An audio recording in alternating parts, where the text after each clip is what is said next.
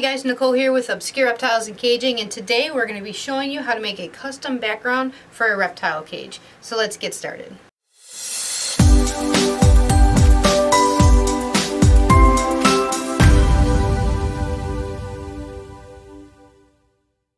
Hey guys, so today I'm going to be showing you a custom cage that I just did. We ended up getting a little corn snake from Snake Discovery when we were at Tinley Park.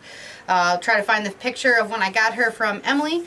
It was really nice to be able to go to that reptile show, and I'm a sucker for corn snakes. This guy is very, very friendly. His name was Ivy, which I'm not, it was a girl's name, so I think they weren't sure the gender, but either way, it's just as a cool little pet and display animal. So we had an old 3x2x2 sitting around, which is normally not something a corn snake would utilize. So we changed it a little bit, and I'm going to show you guys how we did it. And if you guys ever want to do custom backgrounds in your own cages, you'll be able to.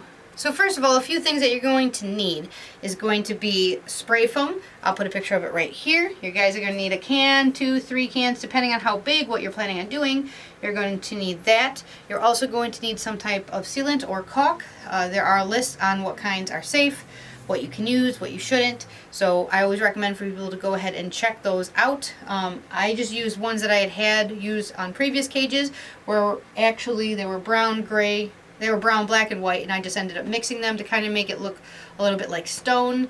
And so what I normally like to do is, so since it's cleaning day anyway, I'll show you guys everybody. So this right here was an Ackie cage. You can see the background. That is actually spray foam with a bunch of brown caulk, and then what we did was we would take different types of reptile bedding. This one was like a moss one, and we throw it all over. Right there is actually a piece of wood that we put into it to kind of make it look more realistic. This one is my favorite cage, but since we upgraded all of the Ackies, we switched them to the boas could have a little bit bigger space. So this is the one I did just as a quick, I wanted to see how it would work. It did not work. It's actually just straight caulk right on the back of the PVC cage. So this doesn't work as well. I mean, it looks better than, for example, just pure white, but this was also different. This was like a forest bedding we threw, which did not stick very well.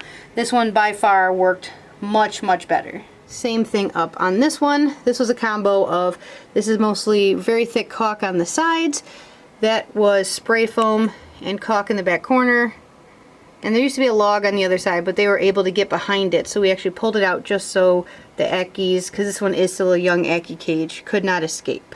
So this is what I did. So I will turn on this other light for you.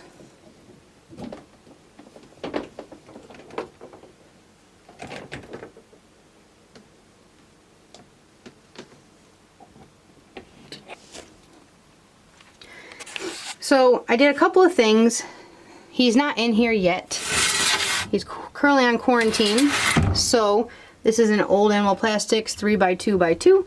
When it comes to corn snakes, they normally don't climb very much. But what we did was, first on the bottom, we did just a little bit design-wise for a little bit of a background. Just to start, we've got just a branch again to make it easier. So we have a small shelf right here, and what we did was we put the spray foam all the way around here, so the bottom is actually way down there, and then we sealed it in with, again, it was brown, black, and gray, so it's all a little bit different colors, but we did that so now it's waterproof, so the animal, if it goes to the bathroom up here, it doesn't spill all over. And we could also put bedding in there now. And I screwed a couple of eye hooks so we could put Ivy. That way it'll probably just knock it over very simply, but it'll be nice and easy to change out and clean. This is just an LED just for being able to do like a little show thing like I have for the boas. Normally it is turned off. As you can see, we actually just took the Gaps bedding and threw it against here. That's what made, some of it actually stuck pretty good, but we put it on all of the caulk all the way around, and that used to be a dome up top. So what we're going to do is cut out a piece of PVC that goes over top of that so it's nice and dark. So for some reason, if this corn snake wants to hide up on top, they can. They get double the cage space because they've got this huge shelf. It's just a slate rock right there and a basking. So that is a very low wattage basking. That's only, it was like a 25 watt or something like that. Very low. So we only get around an 88 degree hot spot right there. So it's not too warm. Since corn snakes like it cooler, we wanted to do just a little bit of heat up there.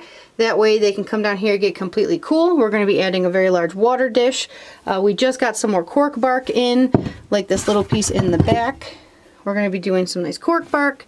We have a hide here. We're going to have a water dish that'll work as a hide up top. I'm thinking about putting one on this shelf also, so they have tons of places to hide. And we're going to be putting the cork bark they can hide into. Actually, it could get into this, but he's a pretty big boy, so I don't think he will. That's more just decoration. But that's what we did. So the first step was to spray the spray foam. I'm going to show you guys a cage here in a minute. It actually just looks like that piece right there that I forgot to pull out. So it's just yellow spray foam, like this. And you spray it. Sometimes you have to do layers, or you have to lay the cage on its back or on its side in order to get the foam to be, for example, how it's up high like that. We had to lay the cage on its back and then put that spray foam. It expands a lot, so make sure you keep in mind. Then once it's dried, we just took gloves, covered it completely in some caulk, then went and threw, where the caulk was still wet, some bedding, so we have some more texture that's actually stuck into the caulk itself. So this might actually make it a little bit easier with that light off for you guys to be able to see what we've done.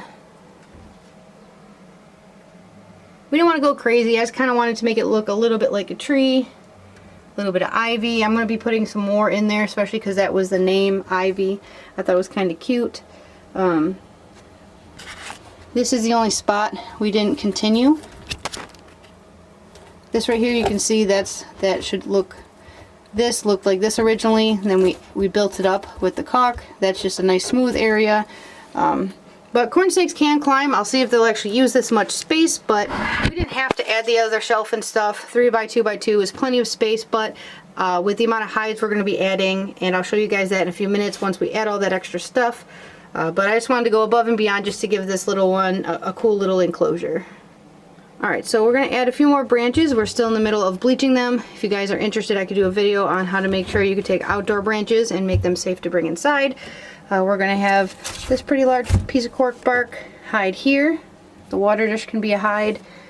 More cork bark, actually because of the substrate, be able to get under here. And we've got the hide up top. I am going to be throwing more ivy in. I just don't know where it is right now, but we got about 20 more pieces between hanging and throwing here on the bottom. But that is our corn snake setup. Alright guys, that's it for this video. If you have any questions, you can put them in the comments below. If you haven't already, please subscribe. We're trying to do 2 videos every week, so I'll see you guys next week.